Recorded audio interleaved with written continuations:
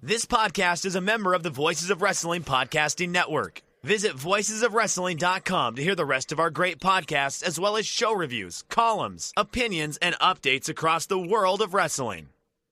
This podcast is a member of the Voices of Wrestling Podcasting Competition starting to get thick, it's the click, so I hope you watch your A-game. A-made, no rain from the track when we unite and spit. This isn't A-game, better bring your A-game.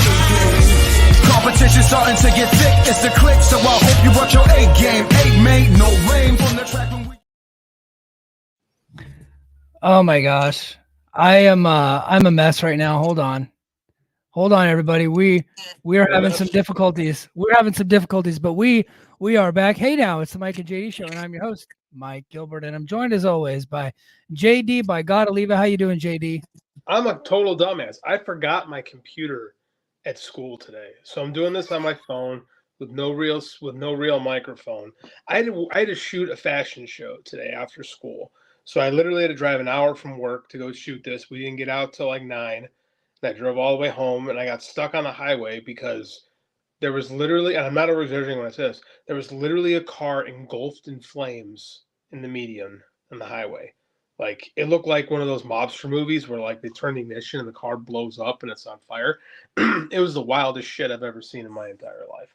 And I get here, we got to get the new week, because we screwed up on our intro last week, right? So we had to fix that. And then I'm like, dude, I don't have my computer. It's just... we are born under a bad sign this month, man. I don't know what's going on. Yeah, and I had to make sure so we didn't get in trouble by Rich again to get the right intro. We played the incorrect intro last week, and so I tried to play the correct intro, but because JD didn't have his computer, he's the one that's got the video file. He was going to upload the video file, put it all together. We were going to have a nice great show, but he didn't have the computer. So I go to clip the video file. I have the video file, and then I go to upload it to the StreamYard account. This is very inside podcasting baseball. We just lost a viewer because of it. But I go to upload it, and then Chrome says, "No, not today, sucker. You're not uploading videos today." So I had to upload the MP3. And when you do the MP3 through StreamYard, when you play it, it automatically just keeps playing it. So you got to hear a little bit of it twice today. But we're gonna get this new system ironed out, and we'll be set by next weekend. Hopefully by next week. We're with the Voices of Wrestling Network for now. Yeah. But until we get fired. Yeah. We used to joke about that. John Muse is already busting my chops in the chat. Here we go. This is John. It says, "Nice Paul thumbnail. No heat for a Tony thumbnail this week." Oh, should we get into that? Should we just start with that? We can't. I already addressed it on our Patreon, but I addressed this a couple weeks ago because we had already talked about it. But there's some dudes in the Voices of Wrestling Discord whom I love. I'm sure they use their left and right turn indicators. I'm sure they're fine people, but they get quite upset when you use an unflattering photo of Tony Khan. It's only Tony that they get upset about. They didn't get upset when I did it to myself, when I've done it to Triple H several times. When I did it to Scott D'Amore all those times during the BFI stuff, when he was going through his stuff. In fact, there was one of Scott D'Amore that I did where he's screaming into a microphone, and I used AI art to make him look like he was in Hawaii and had a floral print shirt because I'm like, he's on vacation. That was like the theme of the thumbnail. Guys, I've been doing dumb thumbnails for 3 years now. And I literally, it's been kind of part of my gimmick is just to do funny thumbnails. I've been doing it forever. Does it help with the YouTube algorithm? Most of the time, yes. Yeah. A lot of times it doesn't. It's just me making myself laugh. But for whatever reason, the Tony ones get the most attention because the guys like Wrestle Talk and Ad Free Shows and all these other clowns and grifters on YouTube are using the most unflattering images of him, and they're creating controversy when controversy doesn't exist. So the one that they got mad at this past week was me using the neck brace one, which I happen to love. JD, we had this conversation whenever he showed up on the neck brace. You're like, Mike, you got to use that as a thumbnail. I was like, of course I do. This is like thumbnail gold, right? So I used it for a conversation that you and I had, which I thought was a very good conversation. And in fact, it topped the numbers for the week, and where we had a conversation about AEW being burnt out. And I'm like, what better thumbnail to use than him in a neck brace? Right. And I didn't find that to be an unflattering photo or anything like that. But People got upset at that, but not the two of Triple H doing the dumbest face possible, not the ones of Vince McMahon and John Laurinaitis last week that actually got us the most revenue. It's the Tony Khan one because they just really like Tony. Well, we talk. So here's the thing: couple things. One, the people that are complaining about this don't listen to our show because we literally had a conversation about this 2 or 3 weeks ago. We literally talked about how we game the YouTube algorithm. I even said I kind of cringe when I see him sometimes, right? And you explain yourself like this was a whole bit we did on the show. Yeah. But guys in the Discord still bitched about it, like because they don't listen to our show. So the fact that we're upsetting people who don't listen to us, we've been on this network for 9 months now. So I mean, like, you've had your chance. If you don't listen to us now, if you are on the Discord and you don't listen to our show, you're never gonna listen to our show. So it's not like we lost any viewers or listeners or whatever, right? Yeah. So whatever, man. Yeah. And tonight's thumbnail is a very unflattering photo of Triple H. I bet the VOW Discord, the Ringer one, the thread in there where they kind of make fun of other shows, I bet that doesn't get any heat because they don't like Triple H, and for good reason. We don't like the guy either. I don't like the guy either. We got $10 last week to bury Triple H, something I typically do for free on the show. Yeah. But somehow we're in the take for WWE. Yeah. Which just goes to show you how powerful the WWE PR arm is. That like, if you're and Joe talked about this on their show, like there's people that think that they're on the take for WWE too. Like it's become like a red scenario. It's like McCarthyism, where we're not pro AEW enough. Yeah, well, and that's the thing. Any criticism of Tony Khan, right, or AEW. And I didn't really think that we were being harsh last week. No. I thought we were pretty fair, but we're like, we still like what they're doing, but it's not must-see TV. That's kind of what we were saying, right? And we're not the only ones saying that. No. And but anytime you criticize them, or if you post a picture that they don't like of Tony Khan, they automatically think that you're praising WWE, and that's not the same thing, right? No. Like you can criticize one without praising the other. You can praise one without criticizing the other. We like to talk about each show independently. So if I'm criticizing Tony Khan, I am not absolving WWE for all their sins. I'm not, right? Because I'm a normal person and I'm not an idiot. Okay. I just don't think like that. I have a nuanced brain, right? And I realize that things are complex. So I get that. I don't look at things in black and white. And the same thing, like I said that I liked Cody versus AJ Styles from Backlash. I thought that was a really good match. I really enjoyed it. That doesn't mean I hate Bryan Danielson versus Will Ospreay. You know what I mean? And I saw some people getting mad at folks who were complimenting that match by them bringing up Bryan Danielson and Will Ospreay. Like, they're two different matches, two different companies, two different crowds, two different countries. They're not the same. You can like them independently of each other, right? One has nothing to do with the other, right? And so what I said in the Discord, and I said it on Patreon earlier this week, I went on a little bit of a rant because I just had some stuff to get off my chest. It's going to continue, right? I'm not going to stop because I like doing it. It makes me laugh.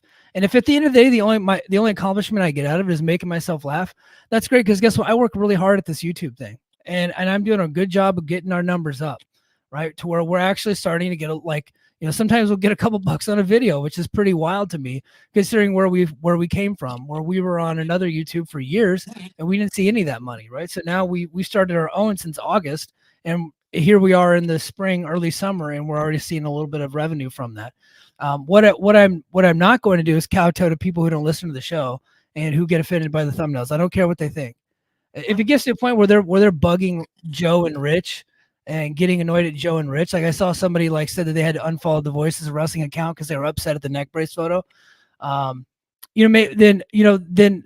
I'll just ask them to stop tweeting out the links. Like that's fine. That's fine. I really like that they tweet out the links because it is helpful. If it gets to the point where they're going to start losing followers, then we'll just be like, hey, look, maybe you don't need to tweet out our YouTube links. And plus, our YouTube is an animal right now. We're cranking out content left and right because I clip the shit out of our shows. We're doing tons of shorts and reels and all that stuff. And so that's a lot for that bot to keep up with. I think we're probably the most active YouTube on the Voices of Wrestling For and the sure. Voices of Wrestling family for sure. So if we get to that point, then we'll have that conversation. But what I'm not going to do is stop because I don't think I should have to. I don't think I'm doing anything wrong. I'm pretty fair across the board. I make fun of everybody, including myself. And so if people don't like it, then you don't have to like it. But for the people that do listen to the show, like DJ Convoy, who I respect, he's been a day one guy. He said he did explain to me, this like, hey, the people that don't know you guys, and he goes, I know you, and you're not like this.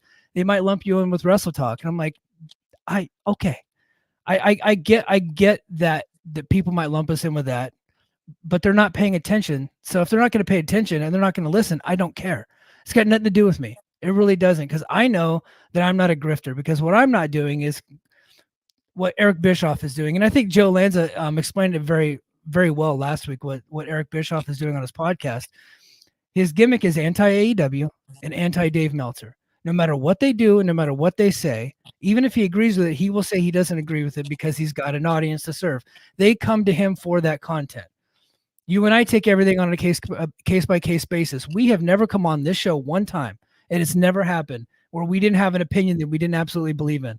Have we cranked up the heat a little bit, right? And telling some jokes and like maybe kind of turn it up to 10 a little bit? Yes, but the basis of what we were saying was absolutely true. JD has never said, hey, Mike, I think I should take this position.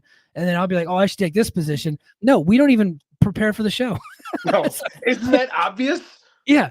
So we're not them. That's not what we do. And if you think that's what we do and you're not actually listening, I don't care what you think. You're nothing to me. So just like listen to somebody. Look, there's a lot of great content on this network. There's a lot of great content, and I think we're one of the better shows on the network, right? But we have a lot in common with a lot of other shows. I think Shake Them Ropes is a great show. Flagship, obviously, Flagship is probably the best wrestling podcast out there. And I hate saying that because I think we are too. But I look, Joe and Rich are the kings right now.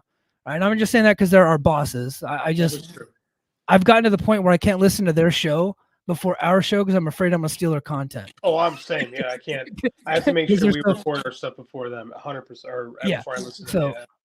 Yeah, so that's where I'm at with it. You guys can check out a lot of other stuff on this network if you're worried about Tony Khan neck brace photo. But I'm not gonna stop doing it. Here's where you and I came from when we came from Fight Game. Garrett's big thing was he was trying to make it more of a YouTube-based channel, not just podcasts, right? And you and I really embraced that and went whole hog with that. So like we come here and we are, I think what helps us stand out on the network is we are a YouTube show. Before we're primarily YouTube, like everything we do now is pretty much video based. Like our conversations are video based. We have a lot of visual jokes, so I think that helps us stand out. And part of what we do is like I said, this is all Mike too, by the way. Like I'm the guy with the video production degree and teaches his stuff. Mike's the guy. Thanks for the thumbs up. Whoever just threw that, because I can't tell. Like Mike's the one who's driving this, and the silly thumbnails help. Like, but if it bothers you that we have silly thumbnails, like it's fine. Don't listen to us. We get a lot of people like read our YouTube comments every week. People tell us we're stupid all the time. And they're right. We are stupid. That's part of our gimmick. That's what we do.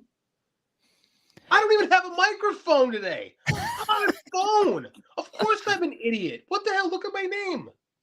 Yeah, you know what? And I've been doing it since I started podcasting 3 years ago with you on Brace for Impact. I always tried to have a funny and engaging YouTube thumbnail. The only one, there was one that I tried to get through, and Garrett put the kibosh on it, and I was like, you're absolutely right. That was a bad idea. Mickey James returned to TNA or Impact Wrestling back in the day, and was kind of wearing a shirt that got Paul Fontaine pretty excited. And I wanted to put on the thumbnail, Mickey James titillates Impact Wrestling in return. And he's like, maybe titillates is not the one to go with. And of course I was going to use the thumbnail of her coming down to the ring. And I was like, you know what? You're right. And then now that I have my own YouTube channel, I'm like, now I see where Garrett was coming from even more, because I'm like, that now my name's on it. It's my deal now. I'm not doing that. Yeah, he wasn't wrong. Garrett wasn't wrong about that. I forgot about that, but I totally forgot about that. That's hilarious. So yeah, it's whatever. Like, I'm of the mind that if everybody likes what you're doing, you're not standing for anything, right? If everybody's got something good to say, you're not making enough of a stand. And I think you and I our own show. We have our own opinions. You know, Yeah. They don't necessarily align with everybody's, but I'm fine with it. Yeah. We got We have a lot in common with what Rich and Joe like, but we're definitely not parrots of them. You know what I mean? No. We're not gonna mimic them at all. We're always just ourselves. And Mhm. we were that way when we were over. Look, we did an Impact show on Fight Game Media, and we always did, good or better than most of the other shows on the network because we were just ourselves, right? That's just people like that, and we were not like we didn't have a gimmick to where we were just crapping on TNA every week. We liked some shows, we didn't like other shows, but we always kept it real, and that's what we've always done here, and that's what we're going to continue to do. And I really love the fact that we're over on this network. I love this network. I think we have a great relationship with everybody here. And so for those of you that have that just kind of hopped on since we've been on the Voices of Wrestling Network, thank you. We love you, and we're not going away. And if you want to really support the show, head to patreon.com/the Mike and JD show. We got a lot of stuff going on. I did an MLW review this week, JD. I know. I texted you like, do I have to start watching MLW again? You yeah, and my answer was no.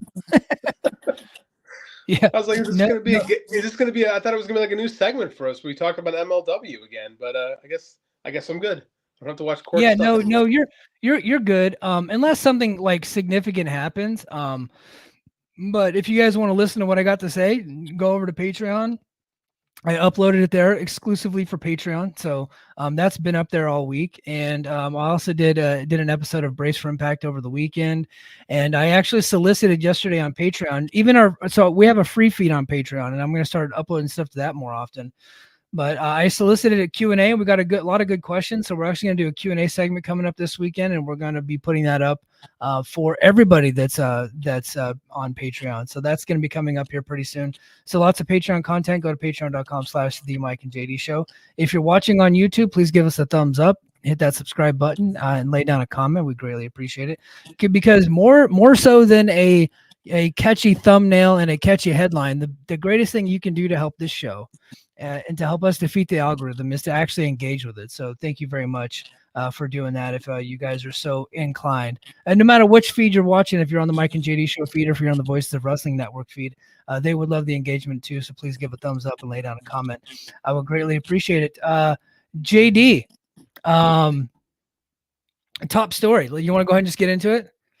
I want to get into your background. I love that you went with the solid magenta lighting. Oh, yes. It complements the blue that I have really well. I'm very proud of you. Like, you've learned a lot, my friend. I'm sitting here looking at your lighting scheme, and I'm very, very. I wanted to publicly shout you out for stepping up your game.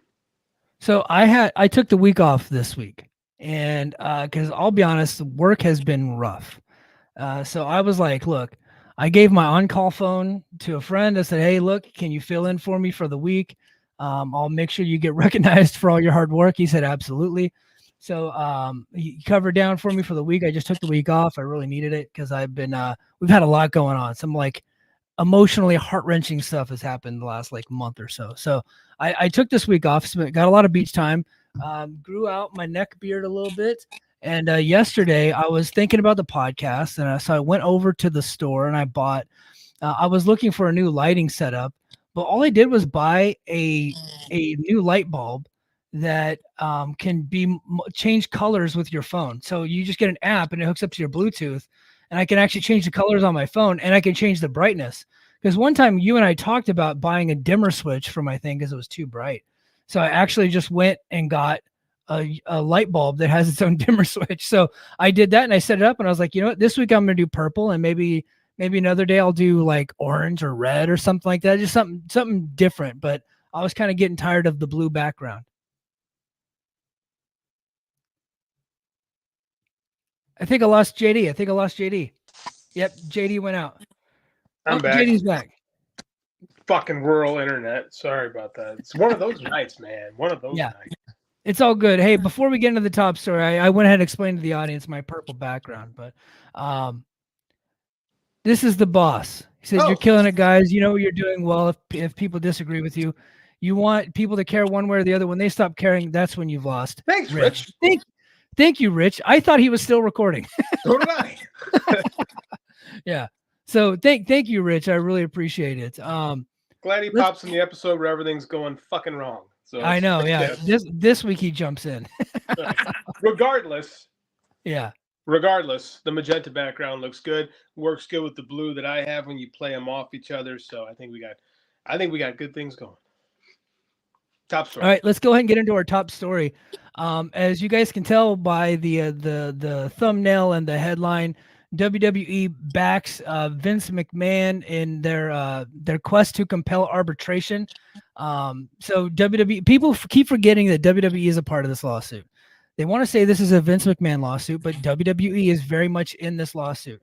And WWE joined up with John Laurinaitis and Vince, and they made a motion to compel arbitration against Janel Grant. So basically, because of the NDA that Janel Grant signed and that Vince McMahon signed, they're using that, even though Vince McMahon didn't pay. He stopped paying, and that's why we're here. They want to compel arbitration to keep this out of the courts. They're trying everything that they can. So all three of them have joined together.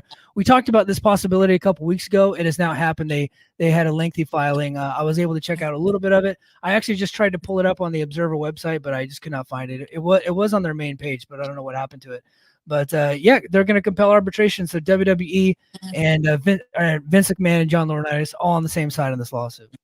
Of course they are. I mean, like, they don't want this to go to trial. They don't want the last thing they want is discovery, right? That's why they settle with MLW. They don't want anyone going through their stuff, and that's why Vince McMahon's trying to, he say what you want about him. He's always been pretty good at playing the court of public opinion. Like, his whole thing this last week with Janelle, was it this week actually? Oh, she sent all these explicit text messages and da da da da. Well, do you have them? Well, no, I deleted them. But like, that's the thing is, like, all you got to do is just release that happened, and like, you try to shape public opinion, and it's a civil trial, it's not a criminal trial, so you can kind of do those things. So I mean, like, they're just trying to force them to settle, right? And realistically, this is a civil trial, man. These things usually settle before going to court. Yeah. I would be. I said this from the jump. I would be surprised if this actually goes to court. She'll get a very healthy settlement, right? None of them. I would love to see this go to court personally. I just don't think that's going to happen. Yeah, I don't think it is. I was able to find it. Now, this is a quote from WWE. It says WWE disputes Grant's allegations, but as a threshold matter, this dispute cannot be heard in court because Grant agreed to arbitrate her claims. WWE therefore moves to compel this action to arbitration, WWE said in the filing. If the case moves to arbitration, that would mean that the case would move to private mediation and out of public court. So that's what they're looking for. They don't want this to go into public court. They don't want this to go in front of a jury or nothing like that, because the burden of proof is much lower that way. They just want to get this thing over with. All three defendants in the lawsuit, WWE, McMahon, and John Laurinaitis, support taking the suit in this direction. Simply put, Grant has no claims actionable in this court because the separation and non-disclosure agreement she signed with McMahon and WWE, the monetary benefits of which she concededly accepted and retained, contains an arbitration provision that unambiguously precludes this court from adjudicating her claims, WWE further said. So with that said, Vince McMahon stopped paying. So the NDA, it doesn't appear that the NDA would even be held up in this case. No, that's the whole thing. But that's the whole thing. They're going to claim that because she added the addendum that it has to be arbitrated, we have to go to arbitration, even though Vince stopped paying. Right? That's their entire argument. Dave seemed impressed with that argument. Now it's going to, and again, it's going to go to arbitration. It's all a matter of how much, right? Again, I would love to see this go to court. Not going to court. They're going to arbitrate. Yeah, no, I think it's eventually going to go into arbitration. I think it behooves the Janel Grant side to hold out as long as possible, because the longer they hold out, probably the dollar figure is going to go up, unless, of course, WWE and Vince and Laurinaitis are able to provide some type of damning evidence that corroborates Vince's claims that this was all consensual the whole time. But as of right now, as you mentioned earlier, I guess the dog ate Vince's texts. He said he deleted them once the relationship was broken off. And so, but they did say that they think that it'll all come out in discovery should they go to trial, but they're not trying to get to discovery. So it's kind of a veiled threat at that point. Well, it's a stupid threat because Vince might have deleted his text, but it takes two to send a text message. You think Janel Grant's deleted those texts from Vince McMahon? No. That's the thing. So again, but it's all court of public opinion. Like he's just trying to. He's very good at this. He's very good at massaging idiots, for the lack of a better term. Like, and there's a bunch of people on there right now going, "Yeah, look at her," a bunch of Roman Reigns avatars and stuff like that. A bunch of guys who want cheese sports. So I mean, I don't know, man. I think this thing's. I don't know if done is the word, but I mean, very, very soon we're going to stop hearing about it. Yeah. Yeah, I think it's only a matter of time before this whole thing gets settled. But look, we're going to keep talking about it until that point happens. So as each new story comes up, and for the most part, I'm going to try to make it our top story because I do think this is the most important story in all of wrestling, regardless of what else is happening. So I'm going to try to make it the top story as often as possible. Our second top story, and boy, did I try to get the inside scoop on this, JD, or what? I really tried to get the inside scoop on this Noah story, and man, I got the big, not exactly a stiff arm, but our homeboy is kayfabing us a little bit. Our friend did not answer our questions for this. I'm sure this kind of blindsided him too, quite frankly. Yeah. So I was super bummed that we didn't get any scoop skis on this one, but it is what it is. Yeah. So Noah wants a WWE partnership. Actually, Cyberfight, the new president of Cyberfight, stated at the press conference, Yusaki Okamoto, who was appointed as the new president of Cyberfight on Wednesday, so that's the parent company of Noah, said one of Cyberfight's targets was to strengthen their relationship with WWE.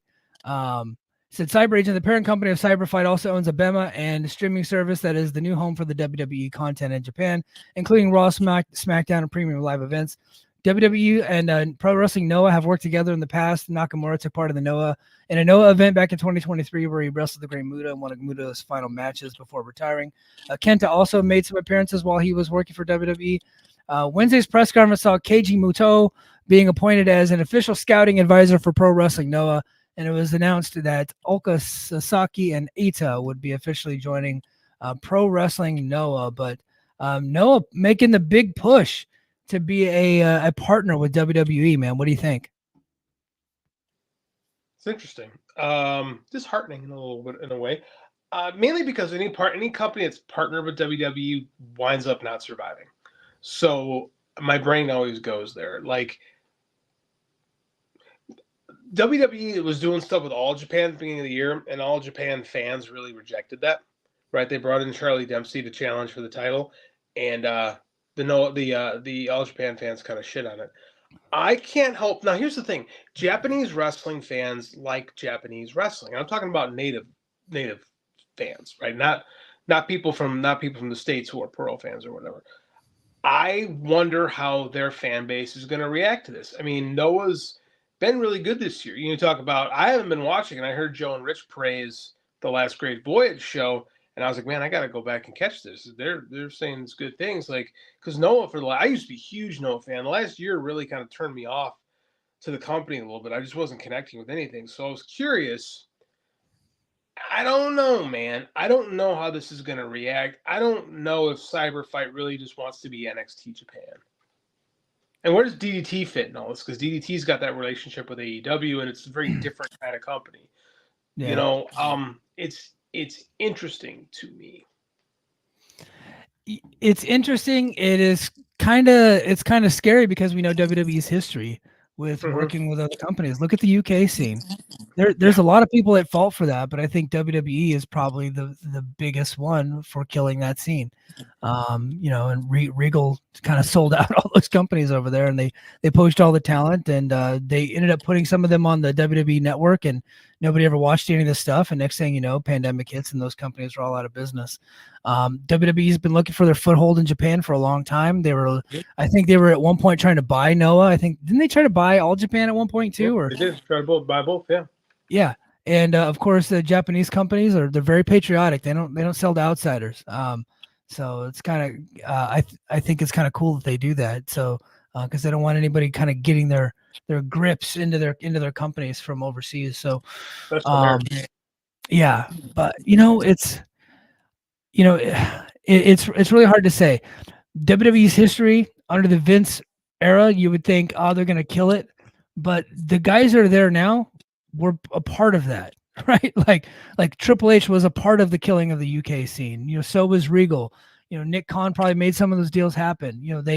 They essentially killed Evolve, right? They killed Evolve. ECW worked with WWE, and next thing you know, they're out of business. And then you go back all the way to the territory days where Vince was getting tapes from all these territories, and one by one he started poaching the talent and killing them off and taking their TVs. So I have historical precedence that says this probably would not go well should they do it. But Abema is a big company. Cyberfight's a big company, right? So it's not like they're like a subservient brand like Cyberfight. I know WWE is huge too, but Cyberfight's no joke. They got a lot of money over there, which you could tell by a lot of the production, the money they spend on their shows. So Wrestle Universe is a great app. It is a great website. They got a lot of great action on there. I wish they would bring over some of their MMA stuff and kind of make it like a super combat sports app, but I really like it. And visually, I think Noah, as far as production wise, is right there at the top. They don't have as many bells and whistles as WWE, but their camera work and everything that they do with it, I think, is very good, top notch stuff. They got a lot of great talent. Their talent's a bit on the older side, but they still got Kaito Kiyomiya and some of those cats over there. Inamura, who remains one of my favorites. I wish they'd finally get behind that guy, but they got a lot of great talent over there. What I don't want is to see Kaito Kiyomiya over in NXT, learning how to look at the hard cam, right, and doing squats and taking bumps and stuff like that. I don't want them to kind of ruin him, because I think we finally got him to where I think Noah needs him to be, because they've given him so many shots and he just never was able to kind of get through that, and become that top guy that they were looking for. But I think they might have finally gotten him, you know what I mean? And so for him to go do NXT stuff, I think that would just ruin the whole thing. No, I agree. I wonder if WWE are these talks with WWE pre-existing, or do they just come out there and say we want to strengthen our relationship with WWE? Because that's exactly what All Japan did at the beginning of the year. Yeah, they just came out and said, hey, we want to work with WWE, blah blah blah. The fans shit on it. I'm very curious, because again, Noah fans are older fans that are typically fans like a little bit more MMA, a little bit more fans of like the Royal Road stuff, right? The Arc style stuff, the Misawa era, like it's older, right? So if WWE was as popular in Japan as they want us to think they are, they would tour there all the time. The truth of the matter is like the WWE fans from Japan are just fans of US pop culture. Those exist. But I mean, like, they don't draw great. And here's the thing. Here's the reason why they want this, right? Here's the key to this. Japanese wrestling is in a bad place right now. This is why they're all working together, because nobody's drawing. They have not recovered. None of the companies have recovered from the pandemic. And this reeks to me of Noah trying to, or Cyberfight specifically, trying to protect itself, trying to latch on to the only company right now that is being successful at the box office, aside from CMLL. Like, AEW's New Japan, nobody's drawing a lot. So they're trying to latch on, and historically speaking, that doesn't work well. WWE tends to strip mine what they want and leave the bones. I don't know. You can say you have historical precedence on your side. Yeah. So I don't know how I feel about it. Noah is no stranger to having a partnership with an American promotion. They worked at TNA for years, so it's not that crazy. The crazy thing is having a partnership with WWE, because those partnerships typically don't end well. So we'll continue to check it out and see what's going to happen with that. I am not very optimistic. But if it's just like, occasionally, somebody from Noah works a takeover show or whatever NXT's calling their shows now, or if it's, sending Charlie Dempsey over for a big show and, stuff like that, like NXT working, it might be able to be fine, but I always feel like there's an ulterior motive here. I mean, what do you think? You think they're going to send Ironhead Fujita over to work a takeover? I mean, maybe. Oh man. Well, I think what was the joke? Oh, we can get Ironhead Fujita versus Goldberg in a stare down match. I cannot remember who said that joke, but it was so great. It was so great. You know what they really should do? Is they should get Nakajima back and send him over to an NXT show and let him just kick the shit out of those performance center kids and like just let him be a dickhead on NXT television. I would be thoroughly entertained. Yeah. I think that would be great. Let's see. Let's go to the chat before we head to our next topic. As always, you guys can send a super chat if you like to support the show. If you don't feel like becoming Patreon subscribers, another good way to support the show is just to throw a super chat. But look, super chats became like something that people are getting insulted by too this week. Not in Voices of Red, but like everywhere. Guys, you can get a comment on even if you don't send a super chat. I try to get to everybody's comments. It's just another way to support the show. So if you would like to, we would appreciate it, but you don't have to if you don't want to. But it's just a nice way to support the show. Like last week, somebody gave us $10 to bury Triple H, and I thought that was awesome. Like if there's somebody specifically you want us to bury, feel free. We'll do it.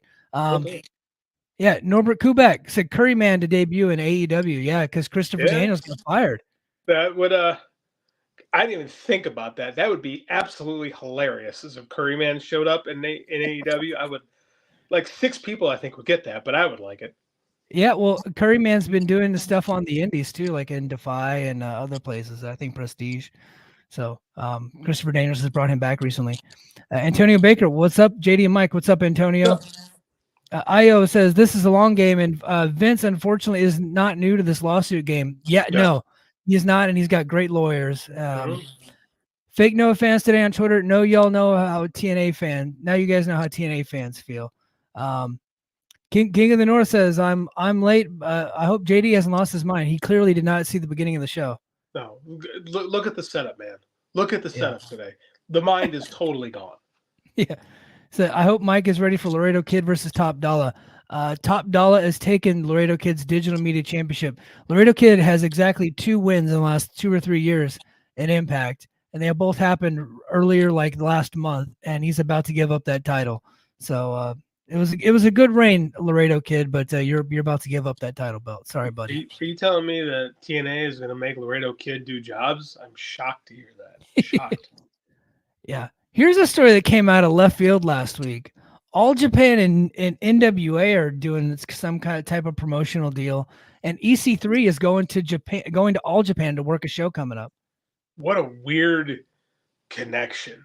Like EC3, like All Japan's got some really good talent around. That Yuma Anzai is freaking good for a kid. He is really good.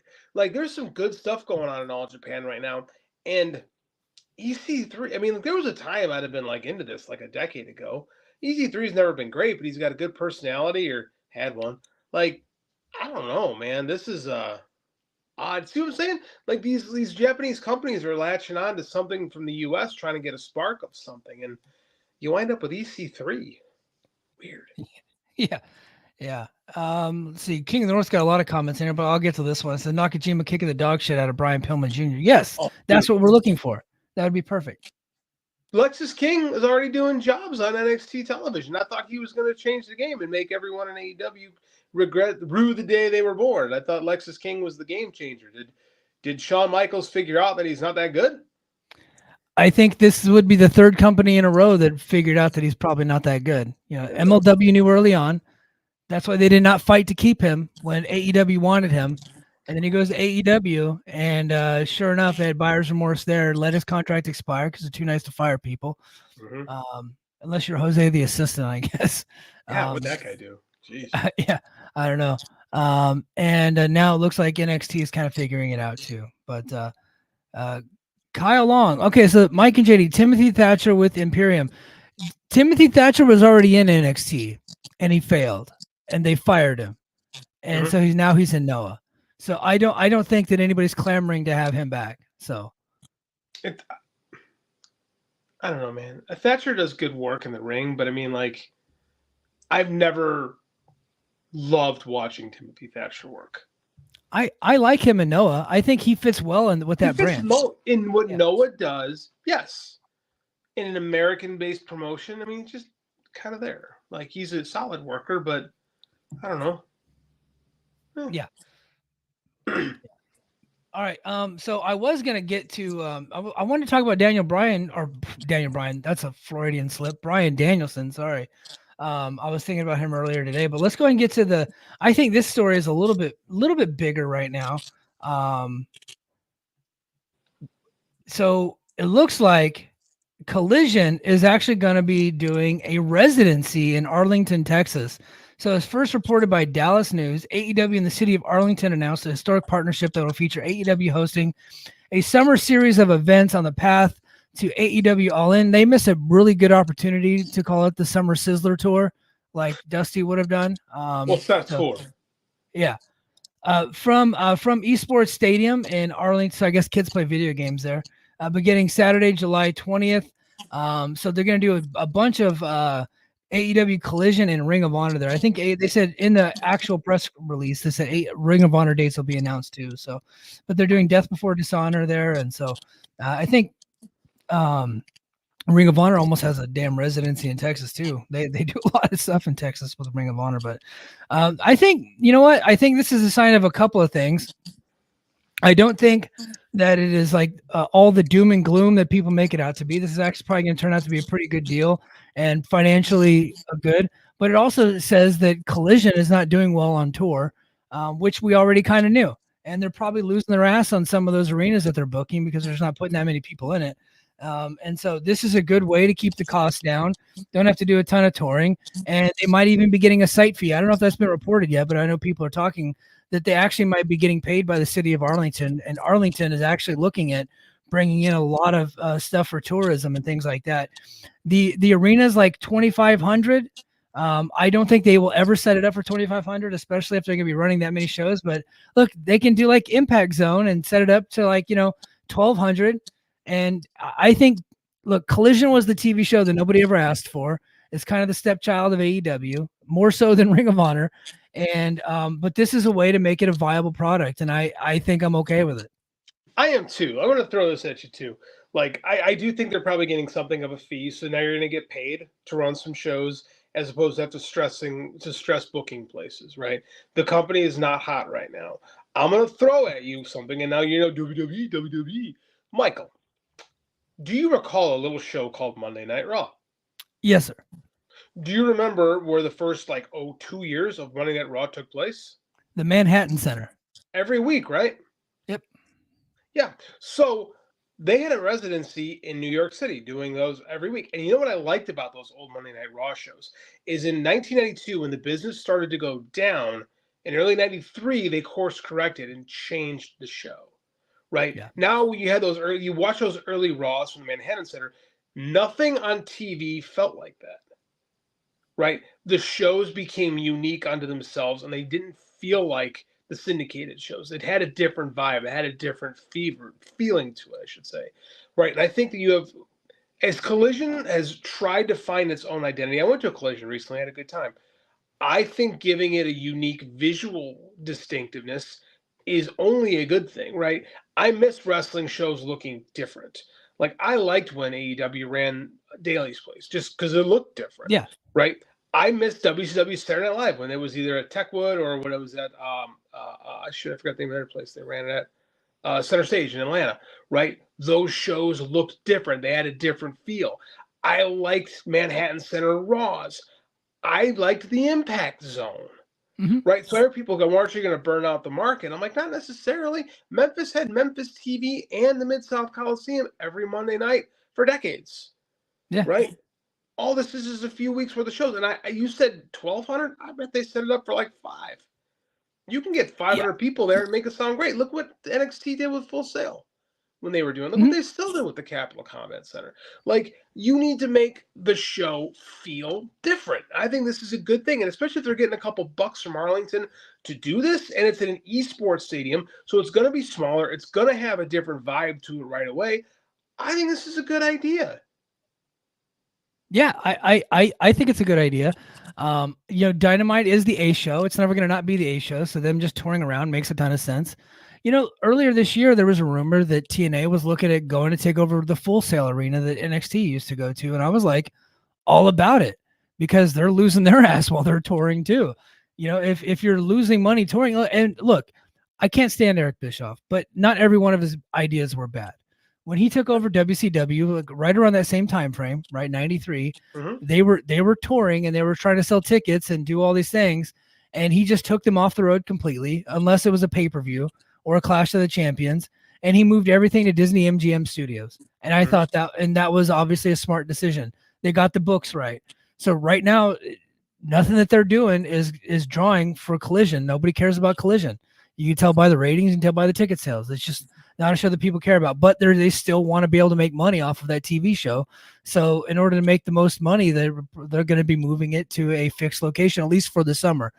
I think they're testing it out to move it to like a fixed location going forward. If it stays in Arlington, or look, they had the Impact Zone already in Orlando. That's where they were doing Ring of Honor, and I thought that was a very smart thing. I think WWE kind of has a stranglehold on Orlando, so maybe that's why maybe they just didn't quite work out for them, because there's a reason why they stopped, right? They stopped doing it altogether because they were doing Dark and Ring of Honor. Well, they killed Dark and they just started doing Ring of Honor there. But they started putting Ring of Honor on the Collision tours. Yeah.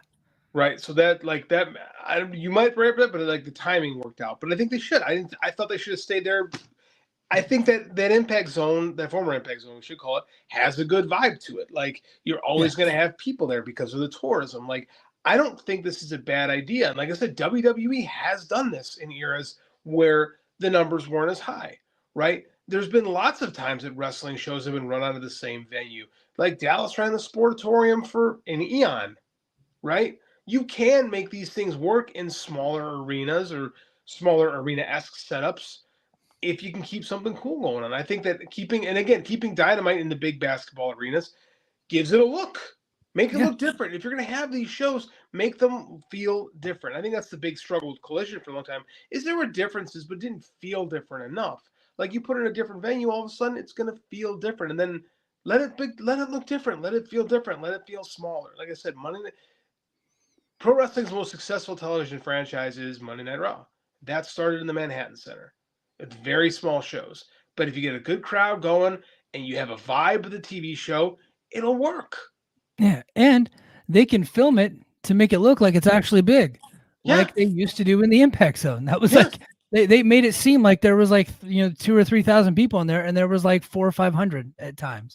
You can film it as such to where it actually looks like it's a big crowd. So NXT does it all the time with they were better at it at Full Sail when they actually had things darker. Now that they light everything in the Capitol Commons, and you can see the duct work sometimes.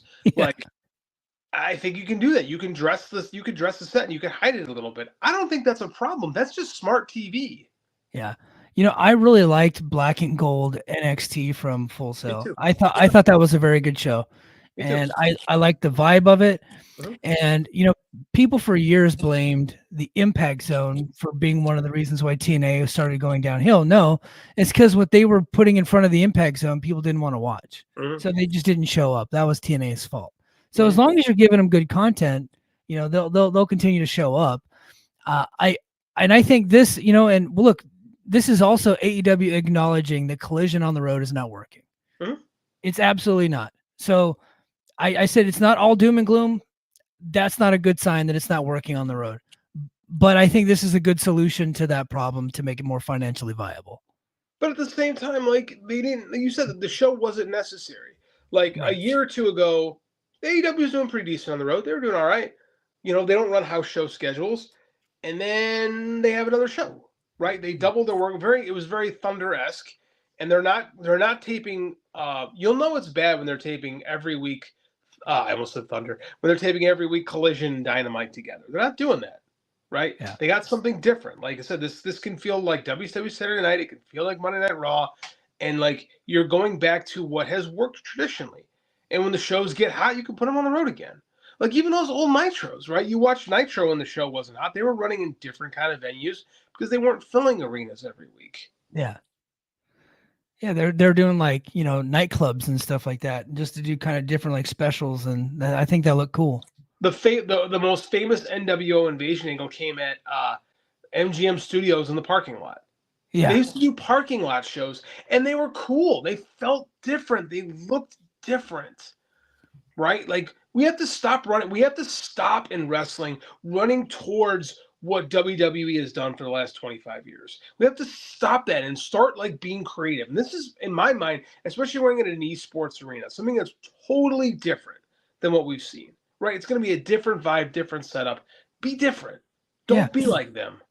You know, TNA, right before the pandemic, I think it was like the year before the pandemic, actually ran an esports arena in Los Angeles. And they actually did really well. It looked really cool, but just their cameras are terrible. But the pictures of it, I thought was actually really cool. I did not realize just how big esports was, that they actually have like 2,500 seat arena. That's a decent sized arena, man. Like I said, I mean, 20. They're not going to dress for 2,500. They're going to, like you said, anywhere from 1,000 to 500 is my prediction. You know, and I think you do it based on the crowd you have that night, and like it's an experiment. Like I said, I like experimentation. I think this is cool. Wrestling every week from basketball arenas is freaking boring. Do something different. Yeah, well, and I think this also means I think it was King of the North in the chat said this means probably means more CMLL guys because it's in Texas. I think I can see that. What a shame. I think. Well, it means, and he says I'm on board. I also think this means we'll see more of the Von Erichs because they every time they go to Texas, you hear Stranglehold, and so. I think that definitely means we'll see more of the Von Erichs. And, you know, Lance Archer probably won't go months without an appearance because they always book him when they're in Texas. It's true. You know, Arlington is a suburb of Dallas, so I think you got a good point on both of those. Yeah. All right, so next story. I thought this was very interesting, and I don't think it's getting enough play. Bryan Danielson's contract ends just before All In, but he says he wants to stay on and through the Tacoma Dome show, which I think is either in September or October, the Wrestle Dream Tacoma show that's happening this coming. Actually, I think it's in October. And then he's going to be essentially a free agent. He's only going to work part-time schedule. I don't think this is getting enough play, man, because he is a vital piece to AEW. He is super vital. I don't see him going back to WWE because I think he feels one. He's an exec basically in AEW at this point, right? I'm pretty sure he's going to keep his job there. Tony basically said he'd give him the keys of the kingdom if something ever happened to him. So I think that he eventually just resigns and just doesn't have a full-time contract, you know, play it out. And, you know, I don't mean, like, we've seen this. I didn't think Cody was going to leave either, but I mean, like, I don't foresee Danielson leaving and going back to WWE. I just don't think they have a place for him right now. Yeah, my prediction is that he will stay in AEW. He obviously looks like he's very happy. But he was also very happy in WWE, and he wasn't the guy that left WWE because he hated Vince. He actually had a really good relationship with Vince, probably to which kind of kills part of my opinion of him because I'm such an admirer of his. But you know, I don't think he's leaving AEW. But if I were WWE I wanted to take a huge chunk out of AEW, I'm doing everything I can to get this guy to come back home. I think that's like, if you're WWE, that's the move. And I think that there's money in a big Cody versus Bryan Danielson match down the road. Maybe not WrestleMania, but like one of their big four shows, stadium shows, I think could be headlined by Bryan and Cody Rhodes. I think there's money there. Could be. Yeah, I think that's why you're Tony. You have to keep him there. It's gonna be, when he is no longer a week-to-week performer in that company, it's gonna be bad. No, they haven't found a guy to replace him. Yeah, no, they haven't, and you know, either company's probably going to give him like an Undertaker kind of schedule. So I'm sure he'll accept that. But with AEW, at least, like, if he wants to just go do like a random Tokyo Dome or like a random Arena Mexico, he could do that. But if WWE really wants him, they'll probably let him do that too. Like, it's a new world out there. TKO's in charge now, so maybe they would just let him do that stuff. I don't know. Oh shit, my ring. I think that is super interesting. I just don't know how it's going to play out, but my prediction is he stays. Well, I don't think he gets to do Arena Mexico or the Tokyo Dome if he's back in WWE, because those companies are working with AEW. Yeah. But yeah. I don't think he's going anywhere, but that's definitely not a guarantee. All right, a couple more notes. AEW and WBD, exclusive TV rights negotiating window lasts into the summer, and then at that point, it looks like they'll be able to start negotiating elsewhere. It looks like the NBA is heading over to NBC, so now there's going to be a void there. There's people that think that because the NBA is heading to NBC that automatically makes AEW more viable. And then there's also the people that are like, look, if they lose NBA, they might just rebrand the whole damn thing and just put lower cost programming all over the place and just do more like, reality shows and home and garden shows and just play, reruns of The Accountant. So some people think that that's not even connected to AEW at all, man. But this whole TV thing is getting interesting, and we're getting down to the wire here. Here's the problem: is like they're redoing their contract, restructuring their contracts at a time when the big deals might not be being tossed out anymore. Like we talked about it last week. We're seeing contraction with the streaming services. We're seeing a lot of streamers like bundle together to stay viable. So, but they all need content, right? So you're going to get paid something. Are you going to get paid that $1 billion deal you were hoping? I don't know. Zaslav is always a wild card. You never know what he's going to do. The thing, like you said, though, is like they already have those networks, right? Like that's what all their TLC networks are. Like you bought TBS and TNT and those things so you can have prestige stuff. So the idea is, how do you keep without killing your investment, right? How do you keep these things more prestige than what you already have? I don't know the answer to that. I don't know if they know the answer to that, but I don't foresee them becoming another TLC because they already have TLC. Yeah. Yeah, I don't foresee it either. And, and I guess I've been pretty optimistic on AEW's TV deal for a long time. I think they're going to get a new one. It might not be as big as they were anticipating, and I think that's something that they're going to need to prepare for. But guess what? They're carrying a lot of empty debt right now, like Ring of Honor contracts, and like they have a roster that's just way damn too big or way too damn big. They could probably cut 40% of their roster and use a lot of day rate guys and girls and move like what they did with Collision, moving it to a fixed location for Collision, and while still getting a rights fee. I think they would be, financially viable at that point. But right now, everything that they're doing is geared towards getting that next big rights fee, and the increase just might not be exactly what they were hoping for. And if that's the case, then they just have to start cutting costs. Which is fine. That's best business. Yeah. So the timing might just not work out, but we don't know. Like I said, with David Zaslav, you just don't know what he's going to do. He's not a very good CEO. No, WBD is losing its ass, and has not been good for a long time. Couple notes. Mercedes. I don't know why I put this in here. Mercedes finally a heel. Thank God. Right? I mean, come on, dude. That was actually a good angle. Like. Yeah, I'm way more interested in Mercedes and Willow after that angle than I was beforehand. Like Willow, Dr. bombed her through a table and it looked freaking awesome. My first thought was, well, I guess Mercedes' ankle's okay and good to go. Like it was actually a good way to further that angle. Like Willow's a loved babyface, and like I don't know if they thought Mercedes was going to be a babyface and they accepted it, or they just thought this is going to work itself out. I think they thought it was going to work itself out because they already went through this with Saraya. And I think they just said, well, we can't push Mercedes as a heel right away. People are going to dig her. We'll just let it work out. And it has. Like, she's a better heel. The AEW audience does not like her. Let's be honest. Like, no one's chanting CEO. No one's like feeling it. Like, her WWE shtick is not working here. And in my opinion, that should just be her shtick permanently. That's going to be her character, and use it to get heat. Yeah, and I think she could probably be a pretty damn good heel in this company.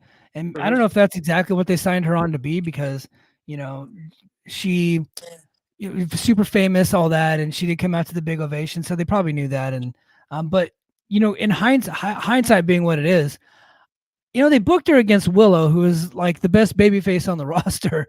So maybe they kind of knew that this was all coming, right? Because Sasha Banks, I always felt, was way more effective as a heel in WWE. And then coming over here, she just came in as like a super famous person. People are excited to see her, but she naturally just kind of comes off as a heel. And with her robotic voice and the way she just kind of panders to the audience, and she calls herself the CEO. I mean, that's all total heel character. So I think it's working. Although, for Willow, she just has to be careful, because if you're going to go out there, dress like Hillary Clinton, you might become a heel yourself. So you got to be careful with that, with the pantsuits, be more of a badass. But the Dr. Bomb I thought was awesome. I thought that looked great. That table just exploded. I think she just laid into that thing, man. She did. It was like I said, it was really good. I think Mercedes is also aware that she's a better heel than a babyface. Right. So I had to think they knew this was coming because they didn't do anything to endear her to us, really. Right. They programmed her with, like you said, the biggest babyface on the roster right away. Like, they had to see this coming. So it's working. Like, it's working for me. It's probably going to main event the show. Curious to see what happens. Hopefully, Mercedes is a good wrestler, right? Willow's a good wrestler. They should have a really good match so long as knowing that. Yeah, I think they will. But man, I think that was it. I think I ran through all my thing. Let's get to the chat before we head out. Let's get to the chat real quick. Let's see. So Antonio Baker says Jim Cornette did that with Ring of Honor and OVW, just set it up to make it look bigger. That's what he did at TNA. Well, yeah. I mean, that's like an old school thing to do. We're talking about setting up the. What's that? The territory trick. Yeah. Byron Color says that's a Royal Rumble pay-per-view match if I ever heard one. Cody Rhodes versus Daniel Bryan. Royal Rumble, they can do one overseas in one of their big shows overseas. Obviously Rock versus Cody is happening at WrestleMania next year. So I think Bryan Danielson versus Cody's got money written all over it. If they ever go that way, which I don't think they will. AEW being able to offer people office jobs, which include health benefits and stuff as a private company, is an underrated thing. Agreed. Yeah, well, they're not doing it with that many people, but yeah, if they would do it to their entire roster, I think that would be awesome because I think that those wrestlers are employees. They're absolutely employees. I think the independent contractor stuff is crap, and AEW has been willing to do that for some people as long as they're famous enough, but they're not doing it for other people. Like when they get it, you know what I mean? So that's not true. If the talent has leverage, right? I mean, that's how they brought in the EVPs, right? Well, they brought them in and now they got the health benefits, but they're not doing it for like JD Drake. You know what I mean? Sean Dean works in the office. Yes.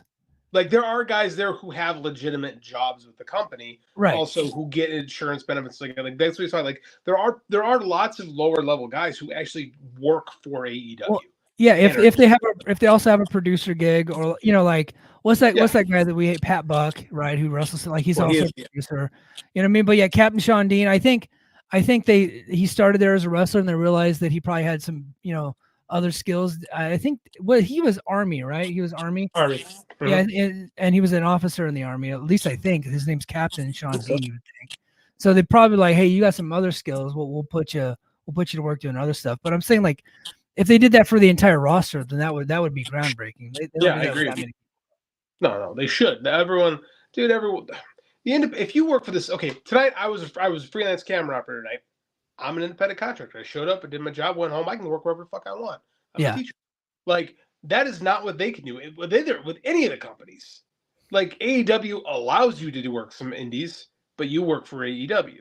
Yeah. So you are an employee. Right. It's not being like a contracted plumber where like if I contract a plumber, but I hate my neighbor, I say you can come here, but you also can't work on my neighbor's house. That stuff's not going to fly. You know what I mean? Like we're not going to be able to put that in a contract, and that's kind of what they're doing. And it has been going on for a long time, so it's not AEW specific. But since you guys brought it up, I wanted to go on a little bit of a rant about how they're actually employees and not true independent contractors. Agreed. Byron Color, there's a guy in AEW I do see going to WWE, and that's Ricky Starks. I could see that. Yeah, I could see it. Yeah, in fact, I think he for all the big shows, I think he's actually there at the WWE shows carrying Cody's bags a lot of times. So I think it's like a natural fit for him to go there. I think I like Ricky Starks a lot. I think he's very talented. I think it's funny that everybody's like, well, that guy should go to WWE and then he'd be a star. It's like, well, whose spot's he going to take? Yeah. But hey, guys, I really appreciate everybody being here tonight. Sorry we started a little bit late. Sorry we had some technical difficulties early. Sorry that I went on. I'm actually not sorry I went on a big rant to start the show. I think that was pretty funny. But we really do appreciate you guys being here. Please give us a big thumbs up. Hit that like button. If you're listening on Apple Podcasts, Spotify, or wherever you get your podcast, please give us a 5-star review and let Joe and Rich know that you came here to listen to Mike and JD show. Head over to patreon.com/the Mike and JD show. So guys, if you're listening to this on Apple Podcasts or Spotify or Google Podcasts or whatever, But you don't want to hear all the ads. You can become a Patreon subscriber, $5 a month. A lot of times this show doesn't get uploaded until sometime on Friday, but I tip for the Voices of Wrestling Network feed, but I put it to Patreon right away. So it comes right in your feed on Thursday night. You'll have it in your, if you just like to get up and listen to it on your way to work, you'll have it right there on your Patreon feed. And I think that's how a lot of people listen to us too. So head over there. I have a Brace for Impact coming out this weekend. I also have already in the can a MLW review, and then JD, we're going to do some X-Men talk this weekend. Right. We got our buddy Jeremy Feinstone coming in on Sunday night. We're going to talk X-Men 97. I haven't watched the final yet. I'm going to watch it tomorrow night. I'm very excited. Best show on TV. Yeah. And Patreon subscribers, if you're listening right now, I threw a Q&A thread out there. So please comment on that thread on stuff that you want JD and I to talk about. And the stuff that's not TNA related will end up on overtime. But the stuff that's TNA related, I'm going to just do on Brace for Impact. I like to keep my TNA talk on Brace for Impact, unless it's like a historical thing and JD wants to get in on it. But I like to keep the TNA stuff strictly to the TNA show. So please go ahead and comment on there. Let us know what you want us to talk about. And then I'm going to actually clip those segments, those Q&A segments, for free on Patreon. So that way all the free subscribers can check it out too, as I make an effort to put more free content on the Patreon. So that's coming up. Lots of stuff coming out this weekend. All right, guys, that's going to do it for us this week. And until next week, mahalo. Competition starting to get thick, it's the click, so I hope you watch your A-game. Make no rain from the track when we unite and spit. This isn't A-game, better bring your A-game. Competition starting to get thick, it's the click, so I hope you watch your A-game. Make no rain from the track when